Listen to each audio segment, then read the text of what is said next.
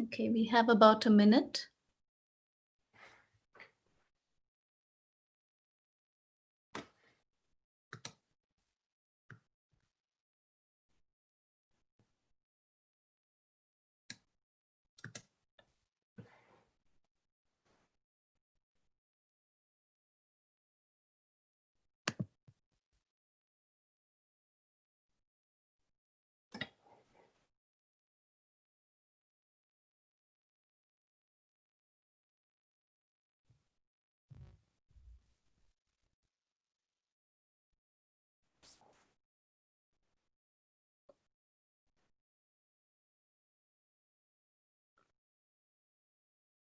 Okay.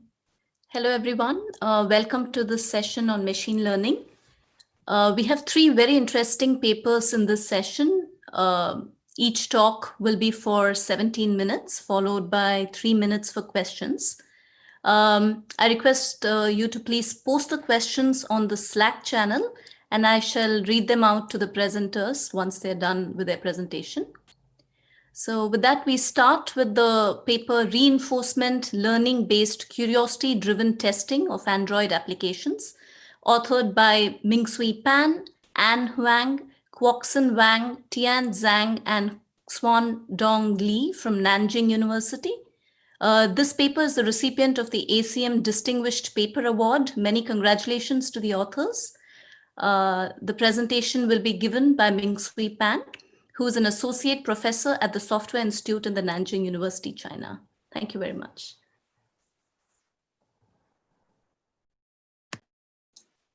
Thank you, Devia. Thank you for introducing me. I'll share my screen.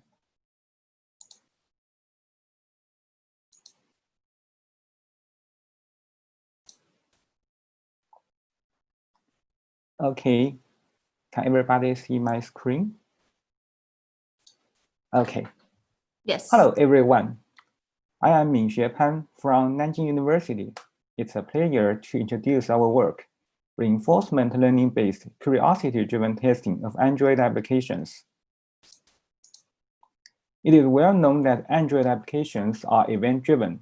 In other words, the application business logic is fulfilled by the functional calls activated by GUI events. Therefore, most automated testing focuses on GUI testing, and we make no exceptions.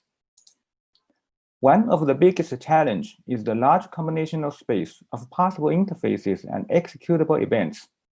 A daily used app usually contains plenty of interfaces and executable events, which makes it time-consuming to explore all the application states. Many different strategies have been applied to automated testing of Android applications, and they have their own pros and cons. We roughly categorize these methods into 4 classes.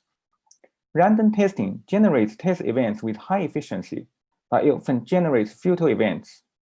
Model-based testing generates test cases according to models. We know that it is almost impossible to precisely model the app behavior, which could be a problem.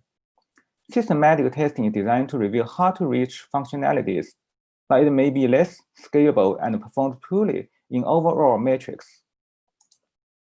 Machine learning-based testing can benefit Android testing.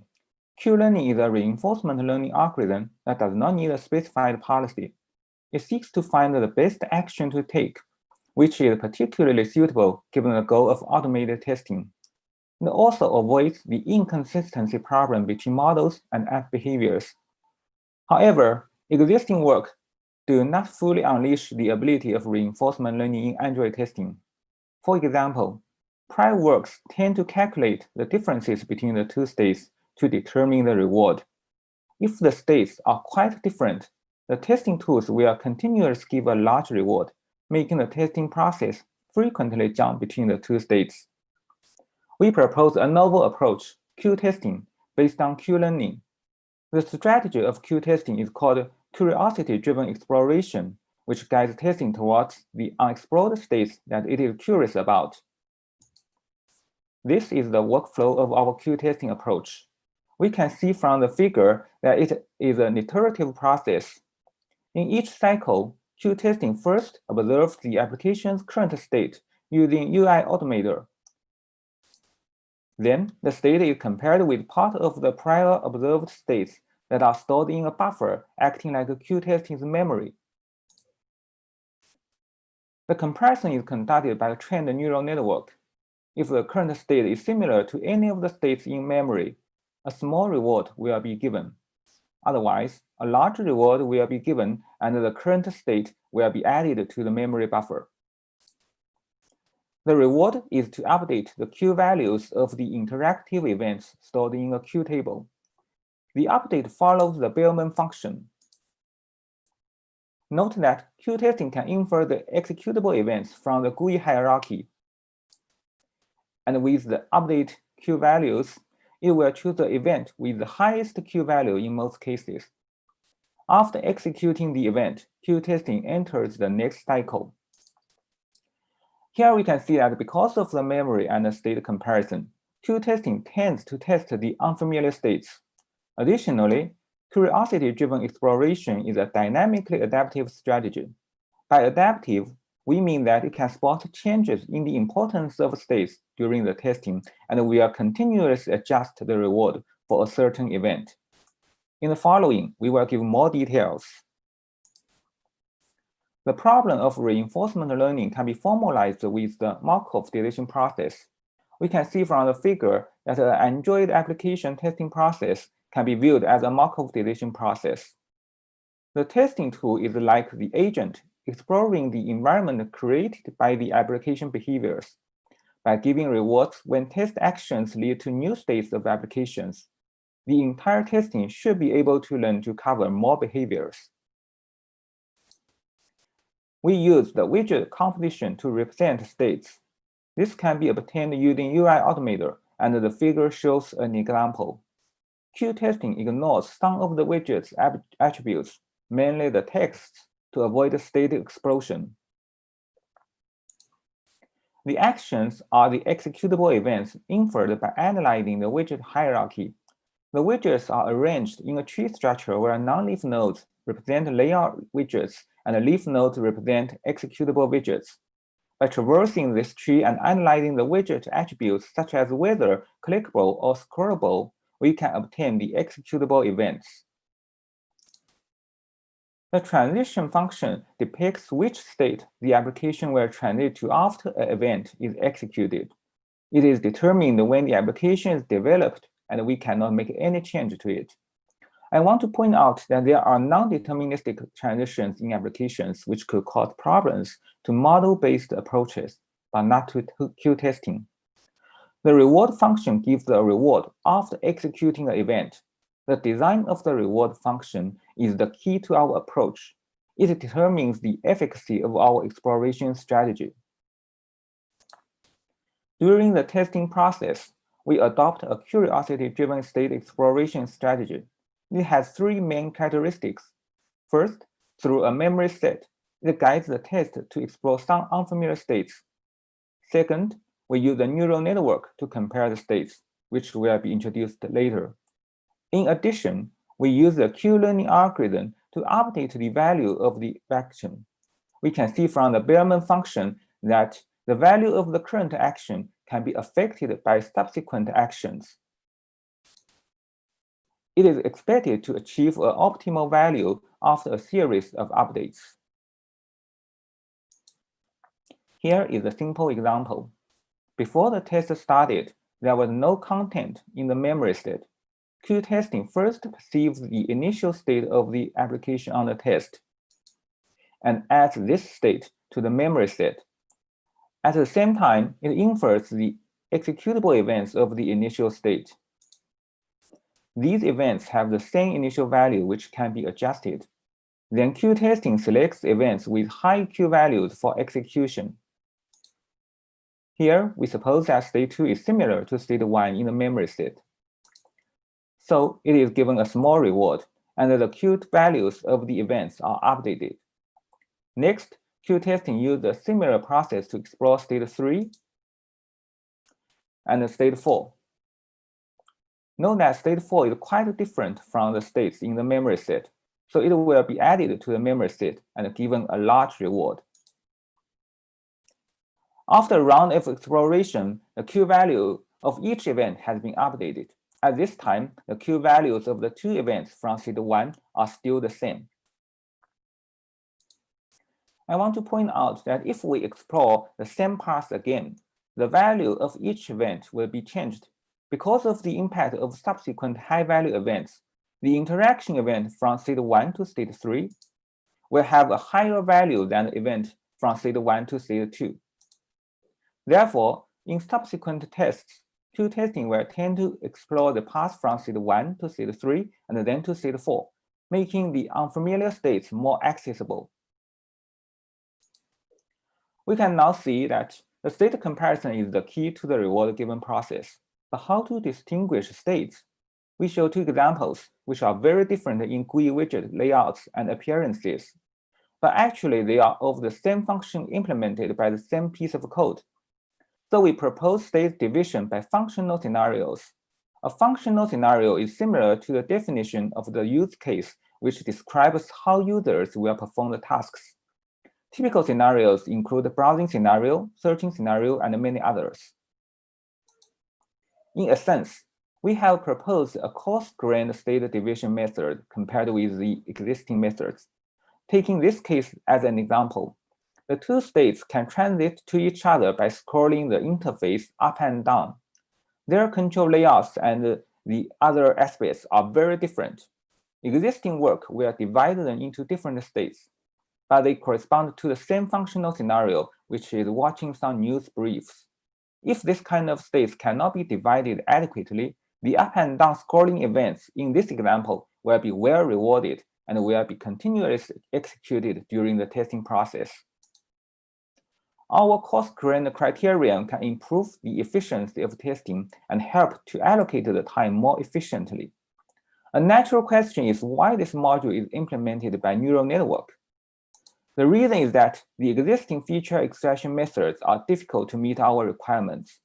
Using neural network can consider more dimensional features and at the same time get a better division threshold through just training. This is the model of the neural network. We use the Siamese LSTM. Specifically, the model contains two identical long-term and short-term memory neural networks through which feature extraction is performed on the two layout files. Then, through the distance measurement, the similarity of the two states is calculated on the extracted vectors. The right side shows the process of preprocessing the layout file. We adopt different encoding methods for different data types, and the result is a 214-dimensional vector. Q testing only needs to use a part of the overall model, mainly the feature extraction part in the red box. The states stored in the memory set are actually the feature vectors. By saving in the memory set the feature vector, instead of the individual layout file of each state, we can save time for repeated feature extraction and also save storage space.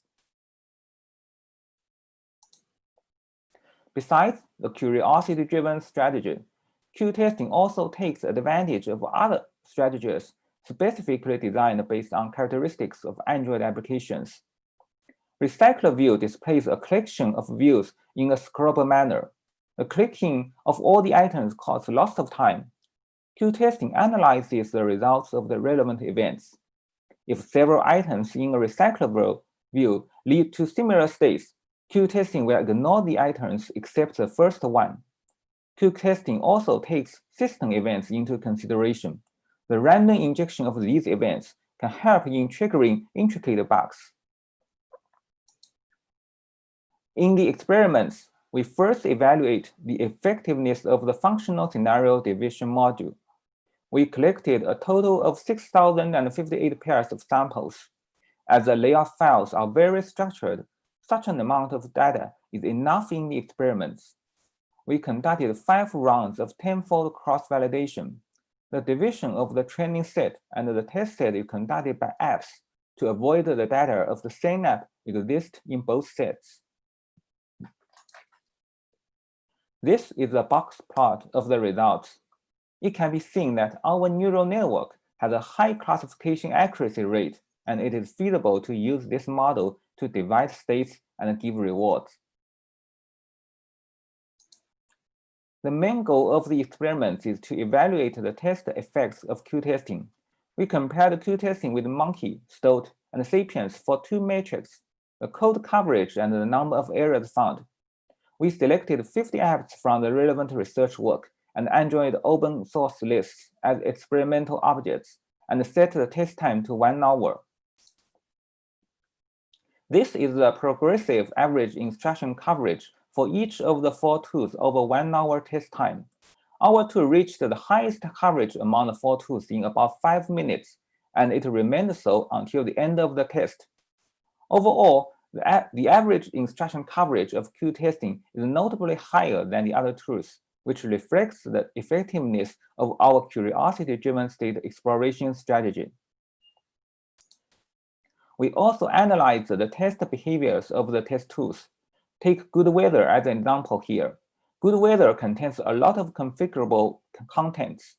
We can enter the setting interface through the sidebar and then configure them. The difference in the coverage of the various tools in good weather application is mainly reflected in the exploration of different configurations. We found that during Q-testing tends to open the sidebar on the main interface. Monkey and Sapiens also have this tendency because they will inject some keyboard events during the test, and these events usually trigger events in the upper left corner of the interface. After opening the sidebar, Q-testing has about 30% probability to select the setting option, although there are many executable events to choose from in the current state. This behavior of Q-testing reflects its tendency of our state exploration strategy to explore unfamiliar states. The probability that monkey chooses the setting option is only about 13%, while the probability of triggering the first option on the top left corner is about 43%, the reason we have just discussed. We also counted the number of unique faults found by each tool. Q-testing found a total of 197 faults, most of the 4 tools. We reported some of the faults to the developers.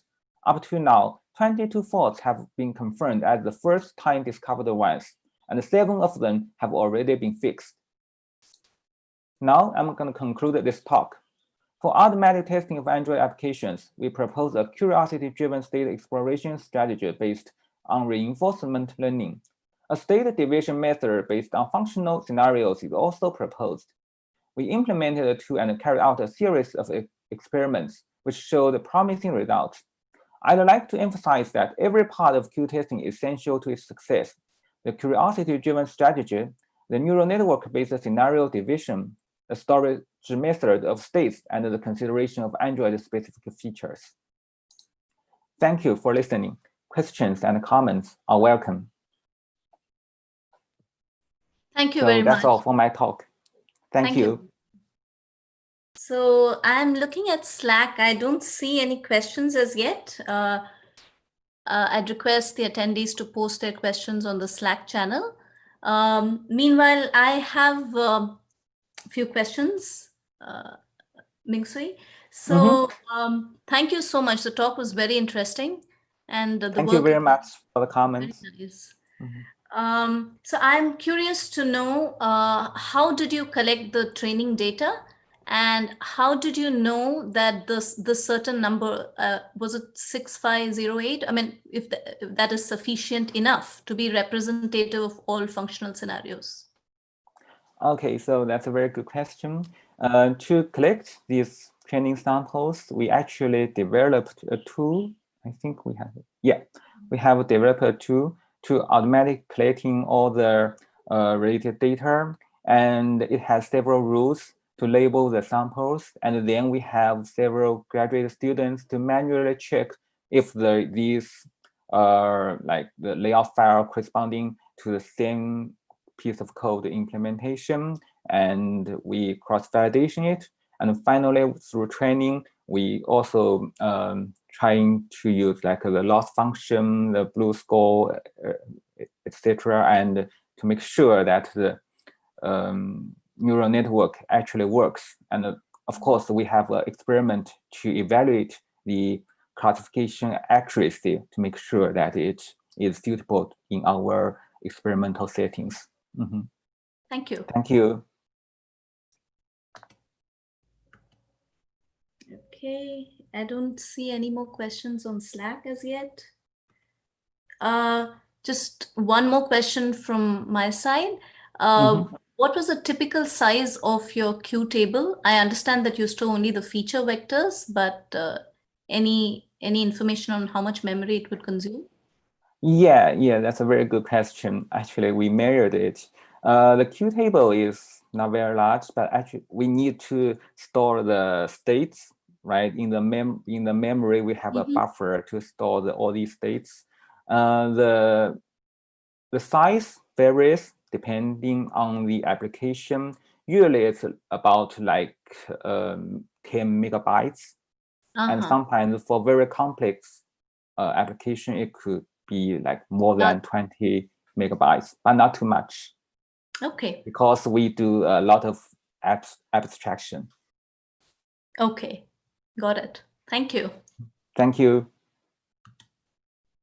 So I don't see any more questions, and I think we are on. We finished on the dot for 20 minutes. So, Ningsui, thank you so much for your presentation. Thank you. And maybe you could unshare. Yeah. Okay. So our next presentation would be for the paper Effective White Box Testing of Deep Neural Networks with Adaptive Neuron Selection Strategy. It is authored by Ziokyun Lee, Zhu Young Cha, Dane Lee, and Hakju Oh from Korea University. This paper is also the recipient of the ACM Distinguished Paper Award. Many congratulations to the authors. And this work also has the badges for the artifacts being available, evaluated for their functionality, and evaluated for reusability. The talk would be given by Ziokyun Lee, who is a master's in computer science and engineering from Korea University. Thank you. To introduce myself again, my name is Seokhyun Lee, the first author of the Effective White Box Testing of Deep Neural Networks with Adaptive Neuron Selection Strategy, which is co-worked with Soo-young Cha, Dain Lee, and Hakju Oh. Thank you for coming to my session. In this talk, I will first discuss the overall contents of our work and explain our approach and results in detail.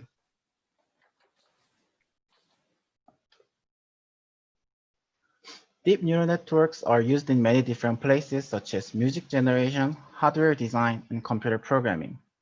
Some safety-critical domains like self-driving car also use deep neural networks as their core components. Then the question is, are deep neural networks safe enough? No. These two photos shows the car accidents in US caused by self-driving cars. Both accidents were caused by failure in object detection. The left car failed to recognize the trailer truck and the right car failed to recognize the pedestrian. As a result, there were human fatalities in both accidents. To prevent such real-world accidents, demand for testing the neural network is rapidly increasing. The objectives of deep neural network testing are to explore different states of the networks and detect unexpected behavior before deep neural networks cause any problems in real world. As in traditional software testing, coverage metrics should be used to define the states of deep neural networks. However, coverage metrics for traditional software testing, such as branch coverage and code coverage, are not sufficient for distinguishing different states of deep neural networks. Therefore, a lot of new coverage metrics that are specialized for deep neural networks have been proposed since 2017. Back to the previous slide. The objectives of deep neural network testing can be rewritten as to increase the coverage and find adversarial inputs, which are inputs that might cause unexpected behavior. Testing techniques that focus on these objectives can be widely classified into gray box testing technique and white box testing techniques. Both testing techniques use coverage metrics as their core components. The difference is that how to generate the inputs in order to increase the coverage. Gray box testing technique is a testing technique that only uses the outputs of the deep neural network. On the other hand, white box testing techniques utilize the weights and values of internal neurons to generate inputs. Both approaches have pros and cons, but we chose to focus on white box testing technique because it is easy to generate inputs that can explore the certain state of deep neural networks. White box testing techniques is a testing technique that uses the gradients of generated inputs. Use the gradients to generate inputs. The first and the most important step of testing is to select the neurons in the deep neural network. Then calculate the gradients of the neurons with respect to the input. And finally, add the gradients to the original ones to generate next input. The gradient added will help increase the values of selected neurons. Since gradient calculation is straightforward, the key component of white box testing is how to select neurons well that might increase the coverage. There are a few researchers that propose the so-called neuron selection strategies. For example, DeepExplore suggested to select the neurons that are never covered before, and DLFOS suggested 4 different neuron selection strategies, including a strategy that selects most frequently covered neurons. However, existing techniques like DeepExplore or DLFOS use fixed neuron selection strategies regardless of networks, datasets, or metrics. And we observed that using fixed neuron selection strategies can lead to suboptimal results. These two graphs show the results of testing the Net5 model with different coverage metrics. In the left graph, DLFOS, which is drawn in cyan line, achieved higher neuron coverage compared to that of naive random strategy, which is drawn in purple. On the other hand, in case of top K neuron coverage, as you can see in the graph in the middle, random outperformed DLFOS. Moreover, this instability gets even worse when the models are changed. When it comes to VGG, DLFOS defeats random strategy again, and the gap between two lines get even larger. This indicates that neuron selection strategies should be adaptively tuned for the given testing settings. Therefore, in our paper, we propose a tool called ADAPT, which adaptively learn and generate neuron selection strategies with respect to the given coverage metrics, datasets, and models. In order to implement ADAPT, we first define a space of neuron selection strategies by parameterizing them and design an online learning algorithm that finds good neuron selection strategies in the defined space. In result, ADAPT showed remarkable increase in both neuron coverage and top K neuron coverage compared to the existing techniques which are using fixed neuron selection strategies. In all 4 graphs, ADAPT, which is drawn in blue lines, ranked in the first place regardless of models and coverage metrics. Moreover, ADAPT is also effective in finding adversary inputs. These images are the adversary inputs found by ADAPT that no other existing tool could find. You can see that found images are not that different from the original ones.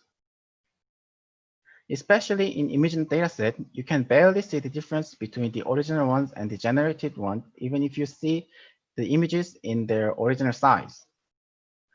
VGG classified the first image on the right-hand side into cowboy hat, and the ResNet classifies the second image into spider monkey, while human might think that all 3 images are photos of a cute puppy.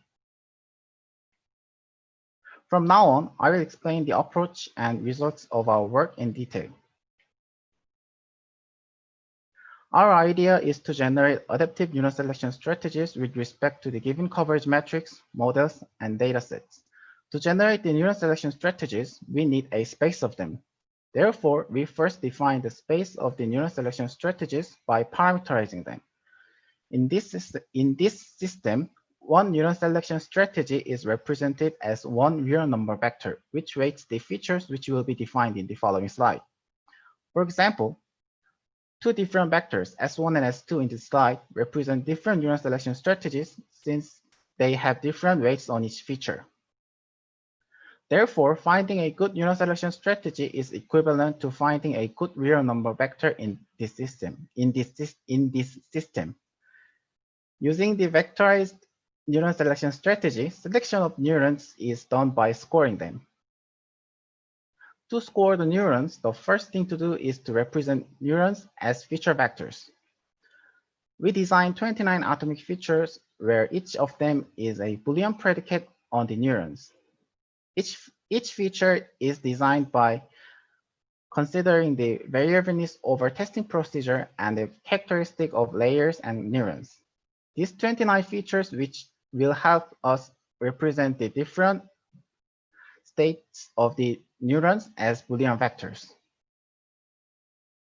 Based on the feature vectors and a neuron selection strategy, each neuron can be scored with the dot product of each feature vector and the selection strategy. Finally, neurons with the top k scores are selected if we choose k neurons.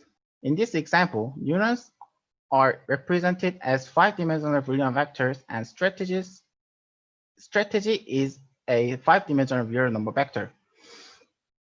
Each neuron is scored by the dot product of each feature vector and the strategy, and the neurons that scored as 7 and 6 are selected if we select 2 neurons.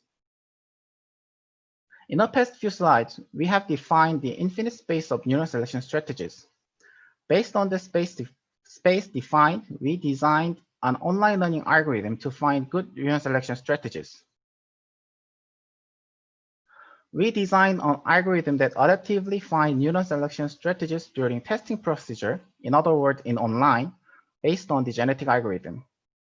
The whole procedure has 2 phases, which are testing phase and learning phase, and learning phase is done in 2 stages, which are extract stage and combine stage. The first phase is testing phase. In the testing phase, the given deep neural network is tested using M neuron selection strategies generated in the learning phase, except for the first iteration.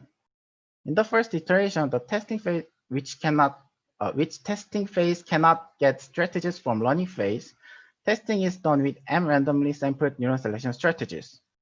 Note that these neuron selection strategies here are parameterized neuron selection strategies that described previously.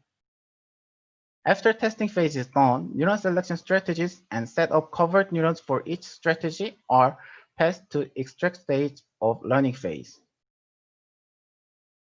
In extract stage, k good neuron selection strategies are extracted from the past few testing results in 2 criteria. First criteria is to collect the neuron selection strategies that collectively achieve the highest coverage. In this example, S2 and S4 in the blue box are extracted since they can cover all the neurons that other strategies covered. In case that number of extracted strategies with first criteria is smaller than k, strategies that solely achieve high coverages are additionally collected. In this example, S2 in the green box is additionally collected since it solely achieved the highest coverage. Note that S2 is collected twice, and this will weight S2 more than other strategies in the next stage. In combined stage, new neuron selection strategies are generated in 4 steps. First, 2 strategies are randomly sampled. Let's assume S2 and S4 are sampled. Hi, Siokun. Sorry to interrupt. You have about 5 minutes. Thank you. Next, generate a new strategy by mixing sampled strategy. S5 is newly generated by mixing S2 and S4. Then add a small noise for the exploration and normalize the generated neuron selection strategy to keep each element in a proper range. Finally, repeat these steps to generate M neuron selection strategies and pass back to testing phase. The iterations continue by alternating each phase until the time budget is expired.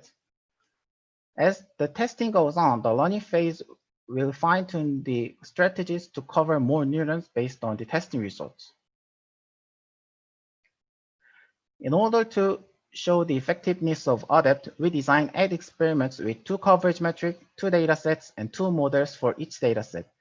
And we compared ADEPT with 5 testing techniques, which are naive random strategy that selects neuron randomly, DeepExplore, 2 versions of DLFuzz, including round-robin strategy, and TensorFuzz as a representative of gray box testing. ADEPT showed remarkable increase in coverage in all 8 experiments. Left 4 graphs showed achieved neuron coverage, and right 4 graphs showed achieved top K neuron coverage. In all 8 graphs, ADEPT, which is drawn in blue lines, achieved the highest coverage.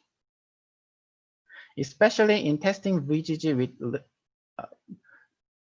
neuron coverage, ADEPT was able to cover about 3,000 more neurons on average, compared to the second best one, which is the round-robin strategy of DLFuzz.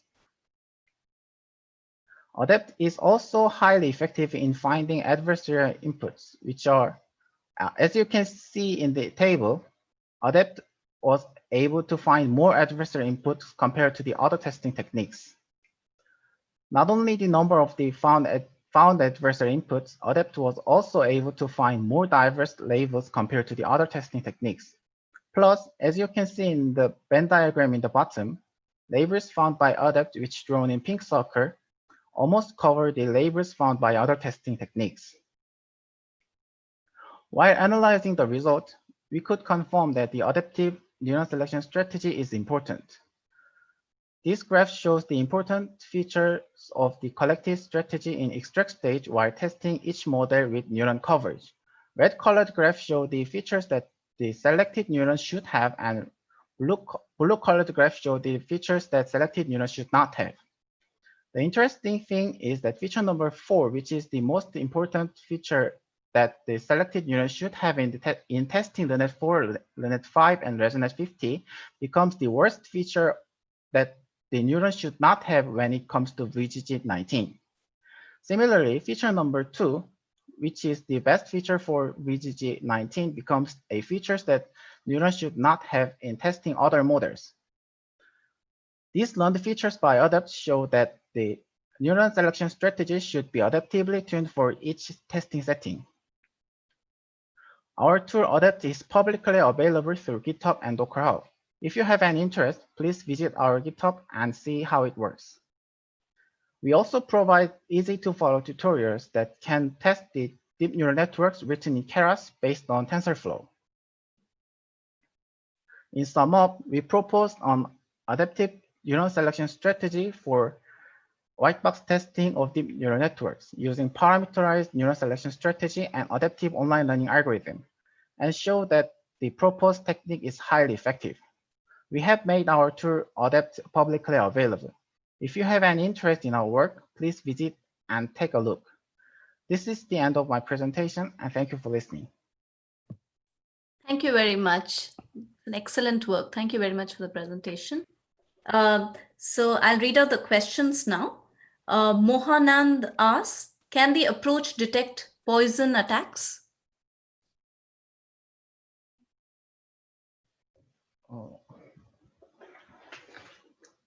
Attacks due to poisoning of data, I guess.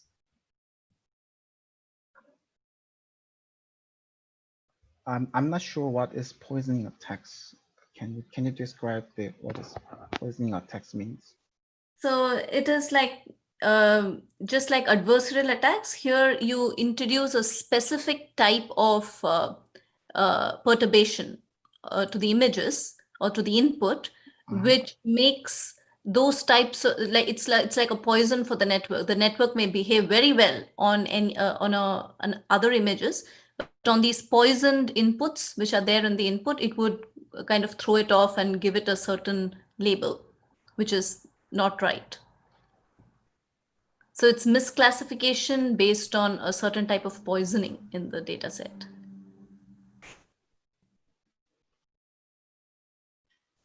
I think it may have the same quality of performance as like you have, similar to the adversarial attacks, you think?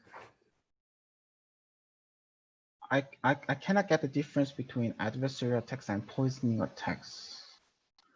So it's like you introduce a specific type of perturbation, which so just for those types of images which have that poisoning perturbation, the network would misclassify the images. As again, adversarial is, it could be any type of small perturbation to the input which is not perceptible by the human eye, and it fools the network. So it's, I would say, like a specialized type of adversarial attack.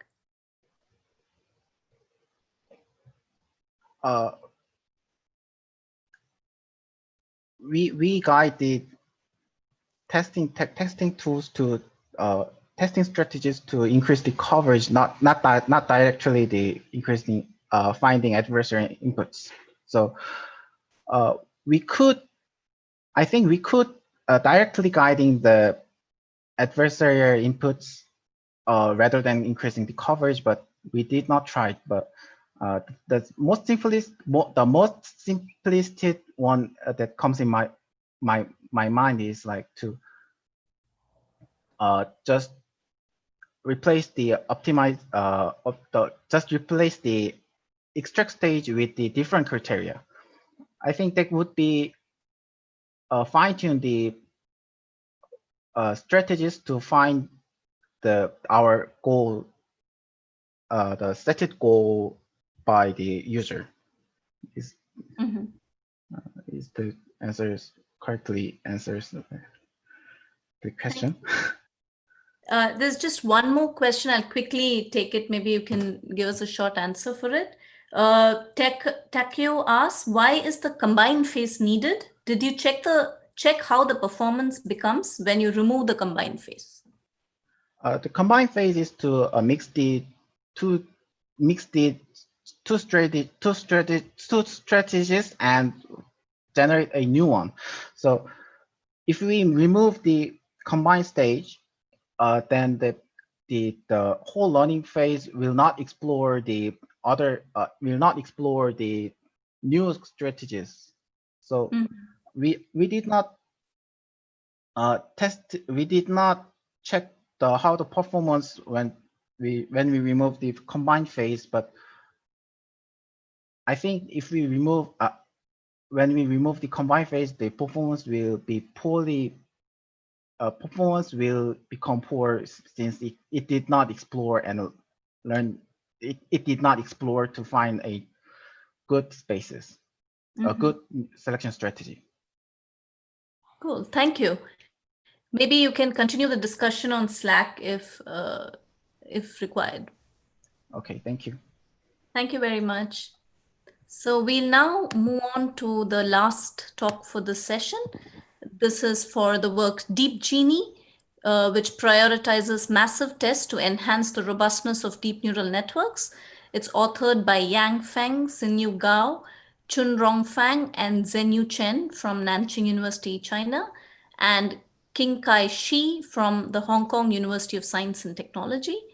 The talk will be given by Yang Feng, who is an assistant researcher at the Department of Computer Science and Technology at Nanjing University. Hi, hello everyone. Can you see my sharing screen? Okay. It's my honor to share my research DeepGini, prioritization massive tests to enhance the robustness of deep neural networks here.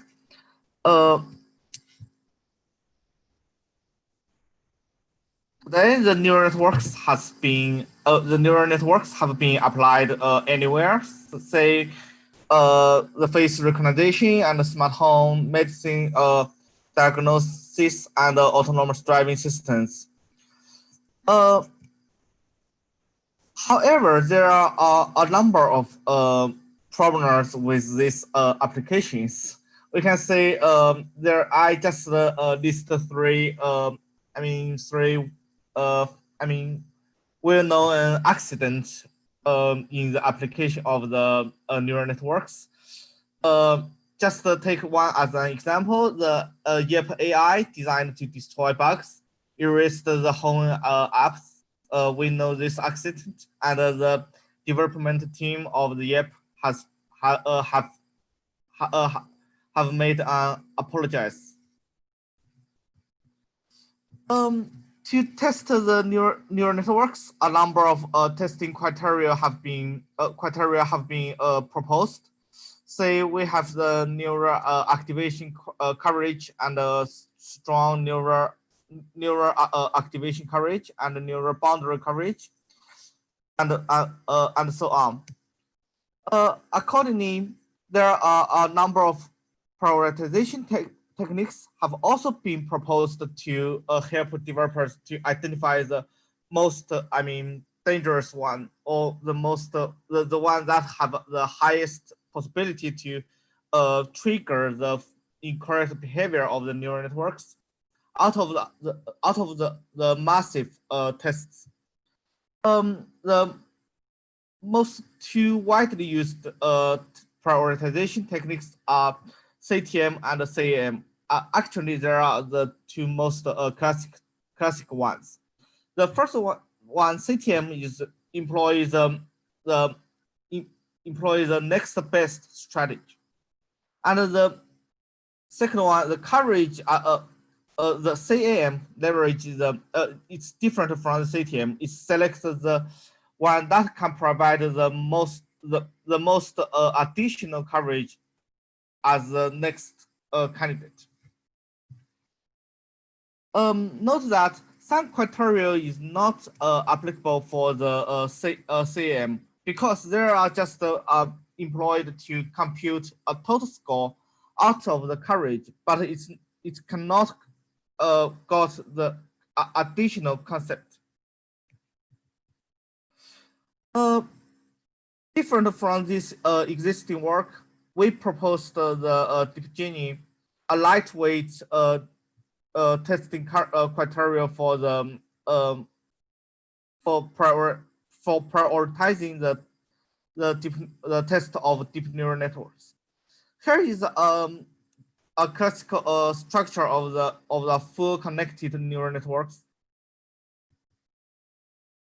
In the last layer, which is a softmax, it could be classified this image with into monkey, tiger, dog, and cat, and we can see in this network it provides a very high likelihood to classify this image into monkey, right? And this is similar to the, this is very similar to this situation. In a bug, we have a triangle and a circle. There are two bugs. In the left one, we have 5 triangles and 5 circles, and in the right, in the bug 2, we have 9 triangles and 1 circle. We can see bug 2 has a higher purity than bug 1 because bug 1 has 50% triangles and 50% circles. Bug 2 has 90% triangles and 10% circles. Given this situation, we can make an assumption that if neural networks classify output if a neural network output the likelihood of for each label with a relatively higher purity, we can say this it can provide a more confirmative result of its behavior, right? So based on this assumption, we present our definition. Given a test T and a DNN that output P, T1, PT2, and PTN, we define our criteria to measure the likelihood of T being misclassified as based on this equation. In our definition, PTI is the possibility that the test T belongs to the class I. We believe this method is more efficient and can produce less overhead in comparison with the existing coverage-based criteria. Because we only leverage the last layer, we don't need the mid-layer informations. To validate our technique, we designed three research questions. The first one is to evaluate the effectiveness. The second one is to evaluate the efficiency, and the last one is to provide some guidance for the usage of our technique. Okay. Here is our the table below here is our setting. We employ four widely used data sets: MNIST, CIFAR-10, and Fashion and SVHN. And we also employ some, we widely used DNN models to ensure the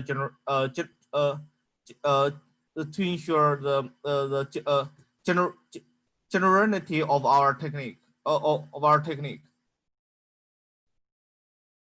We employ seven widely used criteria as our baselines. Also, the two prioritization techniques are also employed to prioritize the tests.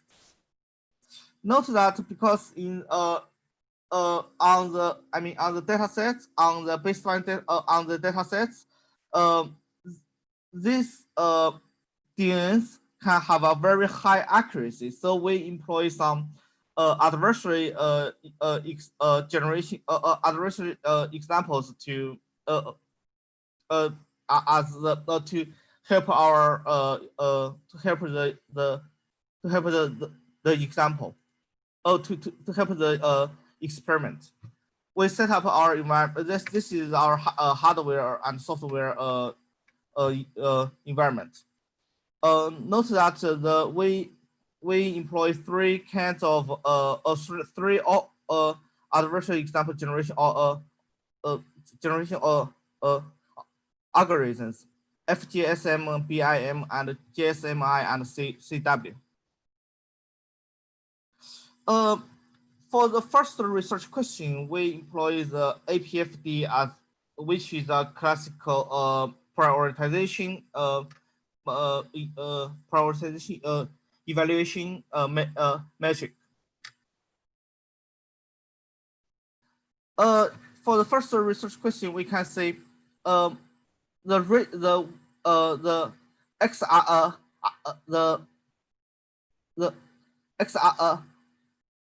the horizontal axis is denote the percentage of prioritized tests. The y-axis is the percentage of detected misclassified tests.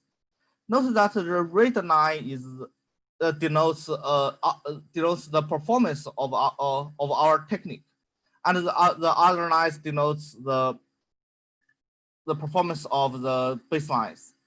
Note that the black line, the dark one is employed to denote the random the performance of random. We can observe that some technique is even worse than random.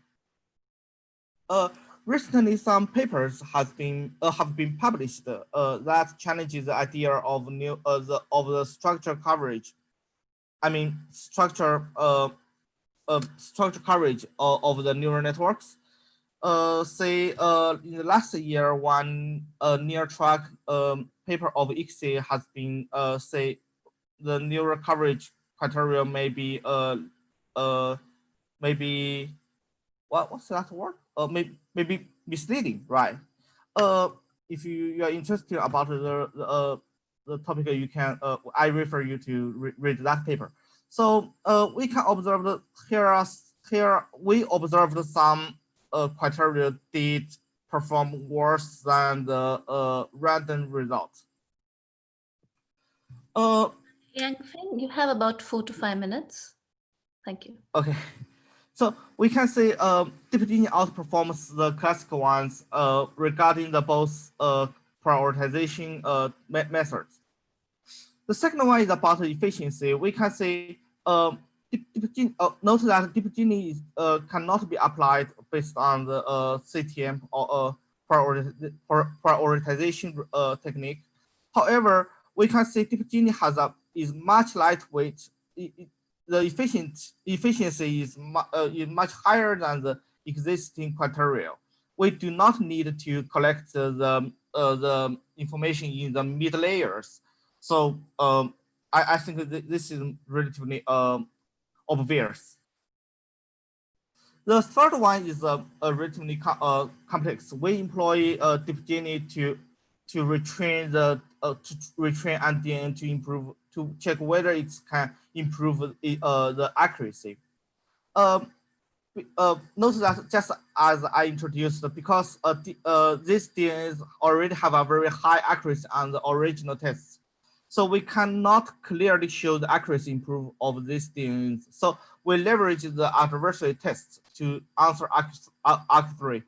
We just add the tests gradually back to the retraining set and retrain the DNN, and we can see whether our technique can improve this technique. See, here is the results.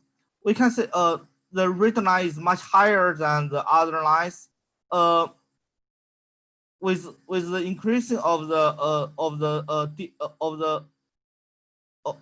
percentage of tests, we can see DeepGini has a much higher improvements than in comparison with other baselines. Here is considering the time limitation, so I will not go through the discussing very clearly. And here is our summary. We got a similar experiment results with some, recent papers. We find the structure coverage could be misleading, and in our experiment, we observed the structure coverage sometimes performs worse than the random techniques. And DeepGini does not need is the most effective and efficient metrics for test prioritization regarding the APFD value and the time cost. And we do not need, we doesn't rely on any concepts for the test and the DNN to tests. Here is my future work. I think we should move from the testing of DNN to the AI-based software system. I think that is where we can make some real contribution to the testing of AI software systems.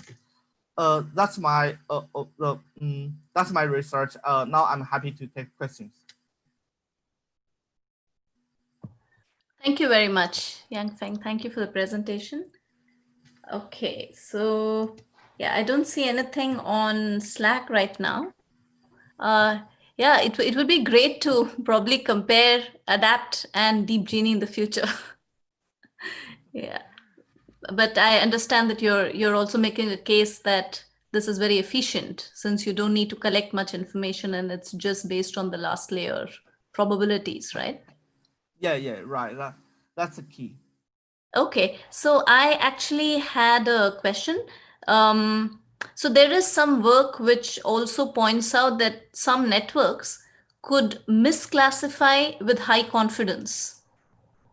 That is, if you look at the probabilities given to the different labels, maybe, yeah, okay, yes, go ahead. Yeah. So I think I understand your question, and